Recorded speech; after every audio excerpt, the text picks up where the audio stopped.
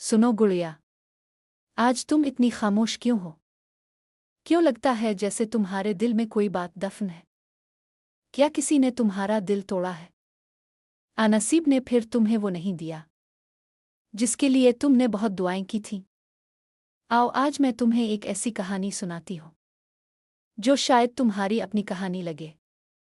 सुनो गुड़िया, एक लड़की थी जो हमेशा सबके लिए अच्छा सोचती थी। वो लोगों की खुशियों में खुश हो जाती थी और अपने दुख छुपा लिया करती थी। इसे लगता था कि अगर दिल साफ हो तो जिंदगी भी खूबसूरत हो जाती है, मगर आहिस्ता आहिस्ता इसने महसूस किया कि दुनिया हमेशा साफ दिल लोगों के साथ नर्म नहीं होती। जिन लोगों के लिए वो हर वक्त मौजूद रही, वही लोग इसे ज़रूरत ख़त्म होने के बाद भूल गए। एक रात वो अपने कमरे में बैठी बहुत देर तक रोती रही। इसने आसमान की तरफ देखकर सिर्फ इतना कहा, अल्लाह, अगर मेरा दिल बुरा नहीं था तो मेरे नसीब इतने खामोश क्यों हैं?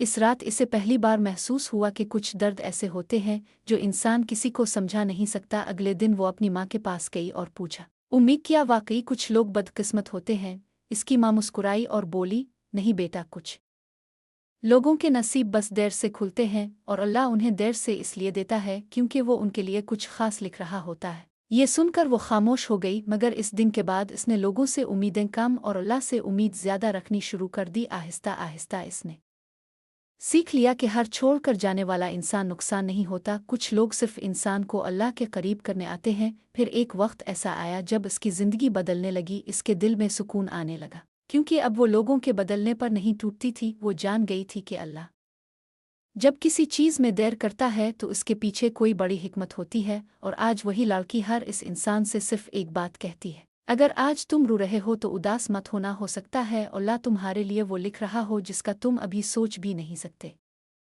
सुनो गुड़िया, अगर तुम भी खामोशी से सब कुछ बर्दाश्त कर रही हो तो यकीन रखो, अल्लाह तुम्हारी हर दुआ सुन रहा है और एक दिन तुम्हारा नसीब भी तुम्हें सुकून वाली जिंदगी देगा।